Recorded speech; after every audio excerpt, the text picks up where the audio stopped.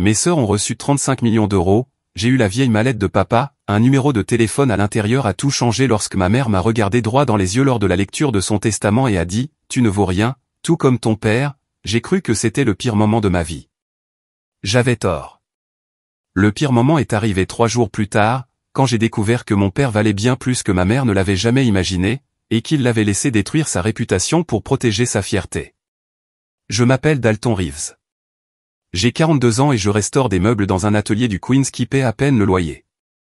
Ma mère, Francine Reeves, est décédée avec une fortune de 35 millions d'euros à son nom. Elle a bâti un empire immobilier en écrasant quiconque se mettait sur son chemin, y compris mon père. Mes sœurs jumelles, Bianca et Porsche, ont tout eu. Chaque centime, chaque propriété, chaque bijou qu'elle avait collectionné pendant 40 ans d'ascension sociale. Moi, j'ai eu une vieille mallette qui traînait dans un placard d'entrée depuis 20 ans. Une mallette qui appartenait à mon père, Nathaniel, que ma mère qualifiait de « plus grande erreur de ma vie », une phrase qu'elle répétait à chaque dîner de Noël, jusqu'au jour de sa mort. Mes sœurs ont ri quand l'avocat me l'a tendue. Porsche a même pris une photo pour son compte Instagram, avec la légende « Quand le testament de maman est plus féroce que ses transactions commerciales ». Bianca m'a proposé de m'offrir le déjeuner après, vous savez, vu que j'aurais clairement besoin d'un repas gratuit maintenant. La mallette était en cuir craquelé, couverte de poussière, avec des fermoirs rouillés qui s'ouvraient à grand-peine. À l'intérieur, il n'y avait que de vieux outils de dessin technique, des croquis de meubles et une unique carte de visite pour une banque à Manhattan. J'ai failli la jeter à la poubelle. J'ai failli laisser ma mère avoir le dernier mot, mais quelque chose m'a poussé à composer le numéro sur la carte. Quand je l'ai fait, la voix à l'autre bout du fil a dit quelque chose qui m'a glacé le sang. Monsieur Reeves, cela fait 20 ans que nous attendons cet appel. Le compte de votre père vient d'être débloqué. Ils m'ont demandé de venir immédiatement. Ils m'ont demandé d'apporter la mallette. Et quand je suis entré dans cette chambre forte de banque 3 heures plus tard, quand ils m'ont montré ce que mon père avait caché pendant toutes ces années, quand ils m'ont dit le montant sur ce compte, j'ai laissé tomber mon téléphone et je l'ai entendu se briser sur le sol en marbre. Mais je m'en fichais, parce que soudain, je comprenais pourquoi mon père souriait sur chaque photo. Même sur celle prise après que ma mère l'eut publiquement humilié lors du gala d'anniversaire de son entreprise. Même sur celle prise après qu'elle eut dit à tout le monde qu'il était un menuisier raté incapable de subvenir aux besoins de sa famille. Mon père n'était pas un échec. C'était un homme qui aimait ma mère assez pour la laisser croire qu'elle avait bâti son empire seule. Et cette mallette qu'elle m'avait donnée comme une insulte finale, c'était la clé d'un héritage qui faisait passer ses 35 millions d'euros pour de la monnaie de poche. Mais le plus choquant n'était même pas l'argent. C'était la lettre que ma mère avait laissée dans cette même banque, datée de la veille de sa mort, qui prouvait qu'elle savait exactement ce qu'elle faisait en me tendant cette mallette sans valeur. Avant que ma mère ne meure et ne bouleverse mon monde avec cette mallette, je menais une vie simple dans le Queens. Mon appartement se trouvait au-dessus de mon atelier de restauration de meubles sur Steinway Street. 5 pièces qui sentaient perpétuellement la teinture pour bois et l'huile de citron. Chaque matin, je me réveillais à 6 heures, je préparais mon café dans la même tasse que mon père m'avait offerte pour mon 18e anniversaire, et je descendais travailler sur des pièces que d'autres avaient jetées. Il y avait quelque chose d'honnête à prendre des objets abîmés et de leur rendre leur intégrité. C'est ce que mon père m'avait appris avant de mourir il y a 20 ans, quand je n'avais que 22 ans et que je croyais encore que la famille signifiait quelque chose. L'atelier ne payait pas de mine de l'extérieur. Dalton S Restauration, peint en simples lettres noires sur une enseigne que j'avais fabriquée moi-même. Mais à l'intérieur, c'était différent. Chaque outil avait sa place, chaque morceau de bois était trié par grain et par âge. J'avais des clients qui venaient du Connecticut juste pour que je travaille sur leurs antiquités. Non pas parce que je faisais de la publicité, mais parce que le bouche à oreille fonctionne quand on fait du bon travail. Je facturais des prix justes, je payais mes factures à temps et je faisais profil bas. Ce n'était pas la vie que ma mère voulait pour moi, mais c'était la mienne. Francine Reeves avait été une force de la nature jusqu'au moment où son cœur s'est arrêté. 71 ans et elle concluait encore des affaires à plusieurs millions de dollars depuis son lit d'hôpital la semaine avant sa mort. Elle avait bâti Reeves Property Limited à partir de rien. Du moins, c'est ce qu'elle racontait à quiconque voulait bien l'écouter. Elle avait commencé avec un immeuble délabré à Brooklyn en 1985, et l'avait transformé en un empire s'étendant sur 3 États, avec 35 millions d'euros d'actifs au moment de sa mort, sans compter les propriétés qu'elle détenait dans des sociétés holding et des trusts. Ma mère avait une histoire qu'elle adorait raconter lors des soirées. Comment elle avait épousé mon père jeune, eu 3 enfants, puis découvert qu'il était allergique à l'ambition. Comment elle avait dû sauver notre famille de la faillite pendant qu'il jouait avec ses scies et ses ponceuses dans le garage. Comment elle avait construit tout ce que nous possédions pendant qu'il ne construisait que des meubles dont personne ne voulait. Elle racontait cette histoire pendant que mes sœurs hochaient la tête, leurs mains alourdies par les bijoux achetés avec l'argent de maman, leurs chaussures de créateur cliquetant en signe d'approbation sur les sols en marbre. Bianca et Porsche, mes sœurs jumelles, étaient tout ce que ma mère désirait comme enfant. Elles étaient vives, ambitieuses et impitoyables, à leur manière raffinée. Toutes deux sont allées à Yale grâce à l'argent de maman. Toutes deux ont épousé des banquiers d'investissement qui travaillaient pour des cabinets au nom composé, dignes d'une énigme. Elles vivaient dans des penthouses à Manhattan où les charges mensuelles de copropriété coûtaient plus que ce que je gagnais en 6 mois. Lors des dîners de famille, elles parlaient de diversification de portefeuille et de volatilité du marché pendant que j'étais assis là, avec des callosités sur les mains et probablement encore de la sueur dans les cheveux. Dalton, l'artisan, m'appelait Porsche, en faisant sonner cela comme une maladie. Toujours en train de jouer avec le bois, comme papa. Quelqu'un doit bien perpétuer la tradition, répondais-je, en regardant le visage de ma mère se crisper comme si elle avait mordu dans un citron. La vérité, c'est que j'avais choisi cette vie en partie pour honorer mon père et en partie pour contrarier ma mère. Nathaniel Reeves avait été un homme discret qui travaillait de ses mains et n'élevait jamais la voix, même quand maman hurlait à propos de son dernier échec. Il m'avait tout appris sur le bois, sur la façon d'assembler des pièces si parfaitement qu'on ne pouvait voir le joint, sur la façon de lire le grain comme une carte. Il est mort dans un lit d'hôpital pendant que maman était en train de conclure une vente immobilière. Avec son dernier souffle, il m'a dit, « La vérité attend que tu sois prêt. » Je n'ai jamais compris ce qu'il voulait dire. Pas avant cette mallette. Le jour de la mort de maman, j'étais en train de restaurer un secrétaire victorien. Mon oncle Roderick a appelé, il a dit qu'elle avait eu une crise cardiaque massive dans son bureau. Le temps que j'arrive à l'hôpital, elle était déjà partie. Bianca et Porsche étaient là, déjà au téléphone avec des avocats et des comptables. Les funérailles étaient le rendez-vous du tout New York de l'immobilier. Tout le monde racontait des anecdotes sur Francine Reeves, la femme d'affaires, la pionnière, la femme qui n'a jamais reculé. À la réception, mon oncle Roderick m'a pris à part. Il était le seul frère de mon père. Il travaillait comme comptable pour de petites entreprises. Il n'avait jamais rien demandé à personne. Ta mère n'a jamais pardonné quelque chose à ton père, dit-il en sirotant un whisky. Elle n'a jamais dit quoi. Mais Dalton, ton père n'était pas celui qu'elle prétendait. Souviens-toi de ça quand le testament sera lu. Je pensais qu'il était ivre. Je pensais qu'il essayait juste de me réconforter au sujet de l'héritage que je savais que je n'aurais pas. Ma mère avait été claire sur ses sentiments pendant 20 ans. J'étais le fils décevant qui avait préféré la sûre de bois aux options sur action. Mais Roderick avait l'air très sérieux quand il a agrippé mon épaule et a dit, « Ton père était l'homme le plus intelligent que j'ai jamais connu. Il aimait simplement ta mère plus qu'il n'aimait avoir raison. » Le cabinet d'avocats Jacobson & Associates occupait le 40e étage d'un gratte-ciel de Manhattan. Tout en verre, chrome et cuir qui coûtait probablement plus que ce que mon atelier rapportait en un an.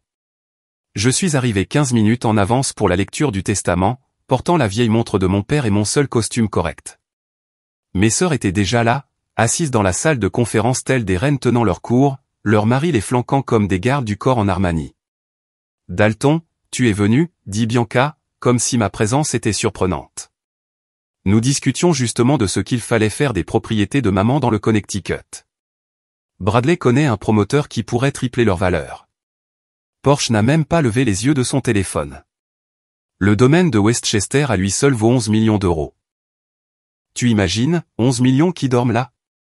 Maître Jacobson est entré à 10 heures précises, portant un dossier en cuir qui semblait plus lourd qu'il ne l'était. Il avait été l'avocat de maman pendant 30 ans, l'avait accompagné dans chaque acquisition, chaque procès, chaque victoire. Son visage semblait indiquer qu'on lui avait demandé de procéder à une exécution. Commençons, dit-il en ajustant ses lunettes. Le dernier testament de Francine Marie Reeves, rédigé un mois avant son décès. Les 10 premières minutes se sont déroulées exactement comme tout le monde s'y attendait. Des dons de charité à 3 universités, chacune étant un endroit qui avait rejeté les candidatures de mon père 40 ans plus tôt. J'ai remarqué ce détail parce que je connaissais les histoires. Puis vint le cœur du sujet, la partie que mes sœurs attendaient. À mes filles Bianca et Porsche, je lègue l'intégralité de ma succession, toutes les propriétés, tous les comptes, tous les investissements, à diviser à parts égales. Cela inclut Reeves Property Limited, toutes les participations nationales et internationales, et tous les effets personnels, à l'exception d'un seul. Mes sœurs ont échangé des regards satisfaits. Le mari de Porsche textait déjà quelqu'un, probablement ses partenaires de golf, pour se vanter de l'aubaine de sa femme. Bianca s'est penchée et m'a tapoté la main avec le genre de sympathie qu'on montrerait à un chien chez le vétérinaire. « Oh, Dalton, dit-elle, sa voix dégoulinant d'une fausse compassion.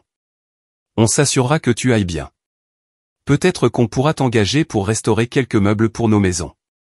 Tu fais un travail si pittoresque. » Maître Jacobson s'est raclé la gorge. Il y a plus. À mon fils, Dalton, je lègue la mallette de ton père qui se trouve dans le placard d'entrée. Elle est en ma possession depuis 20 ans, intacte, telle qu'il l'a laissée. La pièce est devenue silencieuse un instant. Puis Porsche a réellement ri.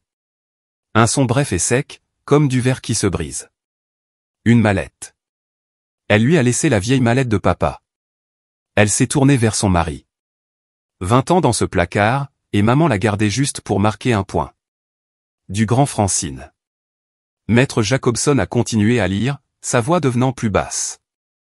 Puisses-tu enfin comprendre que choisir sa voie ne mène nulle part. Tu ne vaux rien, tout comme Nathaniel. La mallette doit être remise à Dalton immédiatement, comme la dernière leçon que je puisse enseigner sur les conséquences du potentiel gâché. Les mots flottaient dans l'air comme du poison. Même mes sœurs semblaient mal à l'aise maintenant. La tape condescendante de Bianca s'est transformée en une pression maladroite. Au moins, c'est du cuir véritable, a-t-elle offert faiblement. Tu pourrais la restaurer, la vendre pour quelques centaines d'euros. Maître Jacobson a quitté la pièce et est revenu avec la mallette. Cuir marron, craquelé par l'âge, les coins en laiton verdâtre par l'oxydation. Elle ressemblait exactement à quelque chose qu'on trouverait dans une friperie pour une vingtaine d'euros. Il me l'a tendue avec une expression que je n'ai pas pu déchiffrer. Quelque chose entre la pitié et le malaise. Il y a des papiers à signer, dit-il à mes sœurs. Dalton, vous pouvez y aller. Je me suis levé, tenant cette mallette comme si elle pesait une tonne. Le voiturier dans le garage m'a regardé passer, portant tout mon héritage, pendant que mes sœurs restaient à l'étage pour se partager 35 millions d'euros. L'un d'eux, un jeune d'accent grave peine 20 ans, m'a même demandé si j'avais besoin d'aide pour la porter jusqu'à mon camion. J'ai failli rire de l'absurdité de la situation. De retour dans mon atelier, j'ai posé la mallette sur mon établi et je l'ai fixée pendant 1 heure. C'était l'insulte finale de ma mère, sa dernière chance de me dire que je n'étais rien. Même d'outre-tombe, elle avait besoin que je sache que choisir d'être comme mon père était le mauvais choix. J'ai ouvert les fermoirs lentement, ne m'attendant à rien, et trouvant exactement ce que je pensais. À l'intérieur se trouvaient les vieux outils de dessin de papa, ceux qu'il utilisait pour esquisser des designs de meubles sur la table de la cuisine, un compas, une équerre en thé, des crayons usés jusqu'au bout. En dessous, il y avait des croquis de meubles, des dessins détaillés de pièces dont je me souvenais de mon enfance. Et tout au fond, glissée dans une poche d'angle comme une pensée après coup, se trouvait une unique carte de visite. Holloway Trust and Savings, Manhattan, 1894, un numéro de téléphone imprimé en lettres en relief. Rien d'autre. Pas de nom, pas d'adresse, juste le minimum d'informations sur un carton de couleur crème qui avait jauni avec le temps. Je l'ai retourné, cherchant quelque chose de plus, une explication. Le dos était vierge. Pendant 3 jours, cette carte de visite est restée sur mon comptoir de cuisine, à côté de la cafetière. Chaque matin, je la regardais en attendant que le café passe, me demandant si appeler ne mènerait qu'à plus d'humiliation. C'était peut-être un vieux compte avec quelques centaines de dollars. Peut-être qu'il était fermé depuis des décennies et que le numéro sonnerait dans le vide. Peut-être que cela faisait partie de la blague cruelle de ma mère, m'envoyer dans une impasse pour prouver que mon père n'avait rien laissé derrière lui. Mais les derniers mots de mon père résonnaient dans ma tête. La vérité attend que tu sois prêt. Il l'avait dit avec une telle certitude, allongé dans ce lit d'hôpital avec des machines qui bipaient autour de lui, ma mère étant notablement absente car elle avait une vente à conclure. J'avais porté ces mots pendant 20 ans, et maintenant cette carte semblait être la clé pour les comprendre. Le 3e soir, j'étais assis dans mon atelier, finissant le secrétaire victorien sur lequel je travaillais quand maman est morte. Le grain était parfait sous mes mains, lisse comme de la soie après des heures de ponçage. Mon père m'avait appris que le bois ne ment jamais. Il montre chaque défaut, chaque force, chaque histoire dans ses anneaux. En appliquant la dernière couche d'huile, j'ai pris ma décision. Demain, j'appellerai le numéro. Jeudi matin, 9 heures précises, j'ai composé le numéro.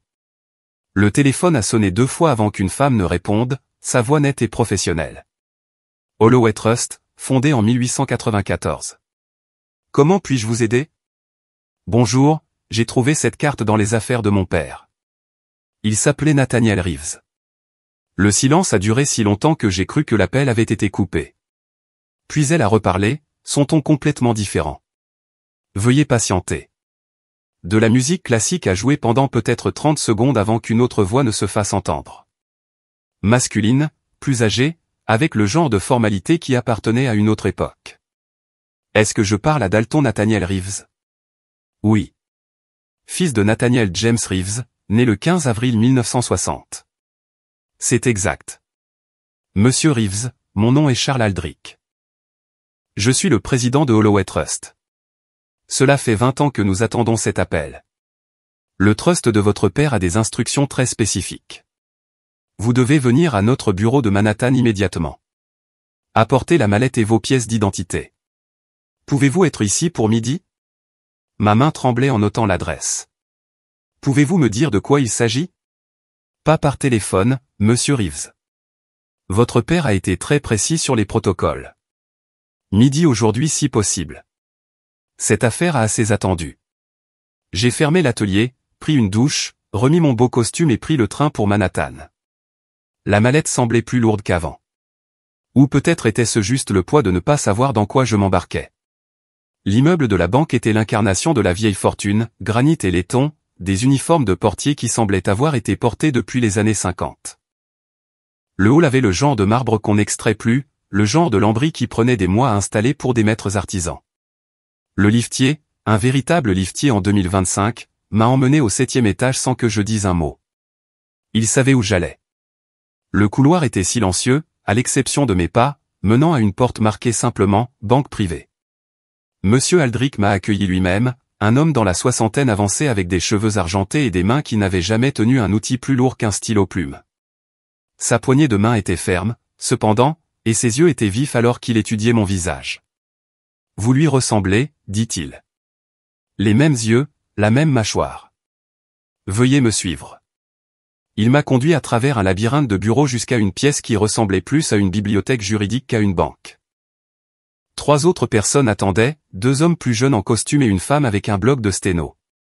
Sur la table se trouvaient des documents, des tampons et ce qui ressemblait à du matériel d'empreinte digitale. Avant de procéder, dit monsieur Aldrich, nous devons vérifier votre identité au-delà de tout doute. Les instructions de votre père étaient extrêmement spécifiques. Test sanguin pour l'ADN, empreinte digitale et 3 formes d'identification avec photo. Un test sanguin pour un compte en banque? Monsieur Reeves, ce n'est pas juste un compte en banque. Votre père a établi ce trust avec des conditions qui peuvent sembler excessives, mais je vous assure qu'une fois que vous comprendrez son contenu, vous apprécierez sa prudence.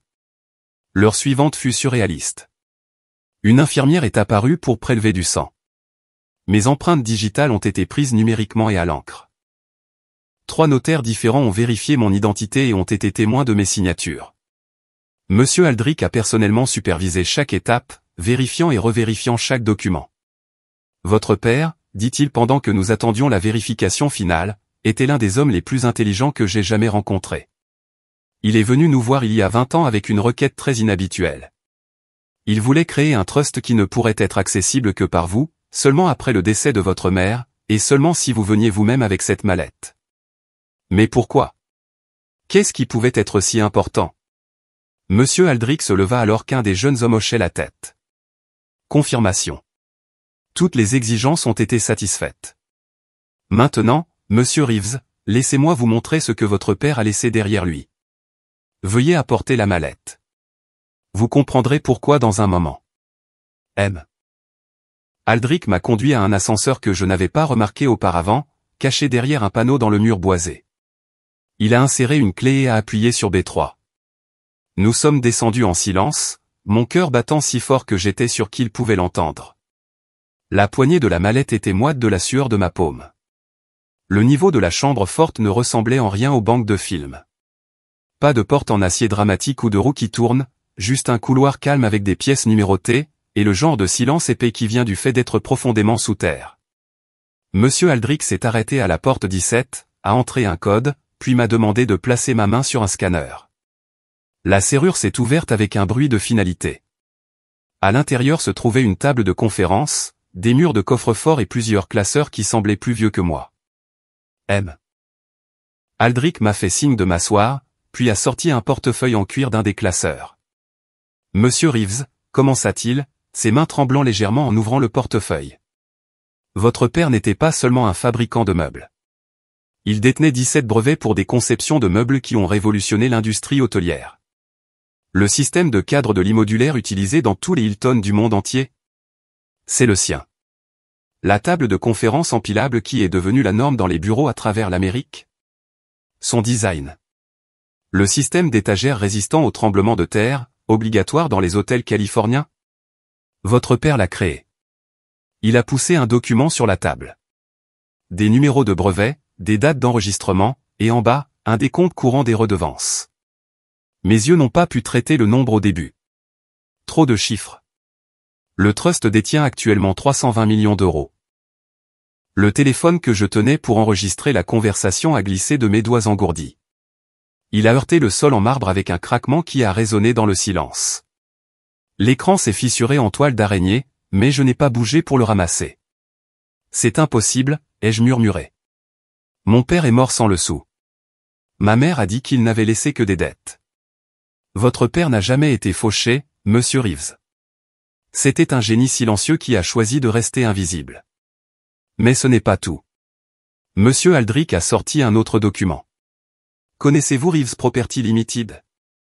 L'entreprise de ma mère? Non, monsieur Reeves. L'entreprise de vos parents. Votre père possédait 40% de Reeves Property Limited. Il était le partenaire fondateur. La pièce tournait. J'ai agrippé le bord de la table pour me stabiliser. Ce n'est pas possible. Maman a bâti cette entreprise toute seule. Elle a dit à tout le monde qu'elle était partie de rien. Elle est partie de l'identification par votre père de propriétés sous-évaluées, de ses évaluations architecturales, de ses plans de rénovation. Chaque acquisition majeure de Reeves Property au cours de ces 10 premières années était basée sur l'analyse de votre père. C'est lui qui a reconnu le potentiel de ce premier immeuble de Brooklyn. Il a conçu chaque rénovation pour les 15 premières propriétés. Votre mère était la façade, la négociatrice, celle qui s'occupait des banques et des acheteurs. Mais votre père en était la fondation. Monsieur Aldrich a sorti boîte après boîte de documents, des contrats avec les signatures de mes deux parents, des dessins d'architecture de l'écriture distinctive de mon père, des évaluations de propriété tapées sur sa vieille machine à écrire, celle avec la touche E qui collait. Il n'a jamais vendu ses parts, a poursuivi monsieur Aldrich. Jamais touché aux dividendes. Tout s'est accumulé dans ce trust pendant 20 ans. Avec la valorisation actuelle de l'entreprise, vos 40% valent environ 184 millions d'euros. Je ne pouvais plus respirer. Les chiffres étaient impossibles. La réalité trop grande pour tenir dans ma tête. Puis monsieur Aldrich a placé une enveloppe manie devant moi. Votre père a laissé des lettres, une pour chaque année qu'il savait qu'il manquerait. Celle-ci est marquée ouvrir en premier. Mes mains tremblaient en l'ouvrant. L'écriture de mon père, soignée et précise. Dalton, ta mère avait besoin de croire qu'elle avait tout construit seule. C'était la seule façon pour elle de se sentir forte après que son père lui eût dit que les femmes ne pouvaient pas réussir en affaires. Je lui ai fait ce cadeau, mon silence, ma réputation, tout. Parce que je l'aimais. Elle était brillante, intrépide, et méritait d'être vue comme la réussite qu'elle était. Mais je ne pouvais pas la laisser prendre ton héritage. Le monde a raconté son histoire. Ce trust raconte la mienne. Les clés de l'atelier sont dans le compartiment caché de la mallette. Appuie simultanément sur les coins en laiton. Il n'a jamais été vendu. Il est entretenu. Il attend. Les outils de ton arrière-grand-père sont toujours là. Construis quelque chose de beau. Avec tout mon amour, papa. J'ai trouvé le compartiment caché exactement où il l'avait décrit. À l'intérieur se trouvaient des clés et une autre enveloppe. Celle-ci, de l'écriture de ma mère, datée de la veille de sa mort. Monsieur Aldrich parut surpris. Elle est venue ici, dit-il doucement. La veille de son décès. Elle a insisté pour laisser quelque chose dans le dossier du trust de votre père. J'ai ouvert la lettre de ma mère avec des doigts tremblants. Je sais ce que tu vas trouver. Je sais ce que Nathaniel a fait. J'ai passé 40 ans à le détester de m'avoir aimé assez pour me laisser le détester. La mallette n'était pas une insulte, Dalton. C'étaient les seules excuses que je pouvais formuler. Ne me pardonne pas, sois juste meilleur que nous ne l'avons été. Construis quelque chose de beau, comme ton père l'a toujours dit. Maman. Je suis resté assis dans cette chambre forte pendant encore 1 heure, lisant les lettres de mon père. 20 ans de vœux d'anniversaire. 20 ans de conseils sur le grain du bois et les choix de vie. 20 ans de l'amour d'un homme mort, soigneusement préservé dans des enveloppes scellées. Monsieur Aldrich a demandé à sa secrétaire de m'apporter de l'eau et des mouchoirs, bien que je n'ai réalisé que je pleurais que lorsqu'elle me les a tendus. Le lendemain matin, j'ai appelé mes sœurs. La mallette contenait des informations sur la succession de papa. Pouvez-vous me retrouver à son ancien atelier demain? Amenez vos maris. Porsche Harry. Ceux mêmes sont secs de la lecture du testament. Quelle succession? Quel atelier? Maman a dit qu'il était mort endetté et qu'elle avait vendu son espace de travail il y a 20 ans pour couvrir les dettes. Venez juste. 14 heures. Je vous enverrai l'adresse par texto. L'atelier se trouvait à Long Island City, dans une zone industrielle qui avait résisté à la gentrification. De l'extérieur, il avait l'air abandonné. Les fenêtres étaient occultées. L'enseigne, Ener Custom Furniture, était presque effacée par le temps. Mais quand j'ai utilisé les clés de la mallette, quand ces serrures se sont ouvertes sans effort, je suis entré dans un morceau parfaitement préservé de la vie de mon père. L'espace était immense, 900 mètres carrés de machines, d'établis et d'outils. Tout était couvert de draps, mais en dessous, l'équipement était impeccable. Une note sur l'établi principal expliquait que M. Aldrich avait organisé un entretien mensuel pendant 2 décennies, payé par le trust. L'électricité s'est allumée quand j'ai actionné les interrupteurs. Le système de ventilation s'est mis en marche et soudain, j'ai pu le sentir à nouveau. La sueur et l'huile de citron, l'odeur de mon enfance. Mes sœurs sont arrivées dans des Mercedes séparées, leurs talons claquant sur le béton à leur approche. Leur mari avait l'air de préférer être n'importe où ailleurs. Quand j'ai relevé la grande porte et révélé l'atelier, Bianca a eu le souffle coupé. Ce n'est pas possible, a-t-elle murmuré en entrant lentement. Maman a dit qu'elle avait vendu ça pour payer les dettes de papa. J'ai retiré les bâches des murs, révélant des brevets encadrés, des photographies et des lettres de remerciement. Il y avait papa serrant la main d'un président. Papa debout à côté d'un lit dans ce qui était clairement la Maison Blanche. Papa avec le PDG de Hilton, tous deux souriant au-dessus d'un contrat. Papa au palais de Buckingham en train de mesurer une porte sous le regard du prince Philippe. Papa a conçu des meubles pour 12 administrations présidentielles, ai-je expliqué, en regardant le visage de Porsche passer par la confusion, l'incrédulité, et quelque chose qui ressemblait à du chagrin. Chaque pièce signée Ener dans des hôtels de New York à Tokyo. C'est Nathaniel Reeves.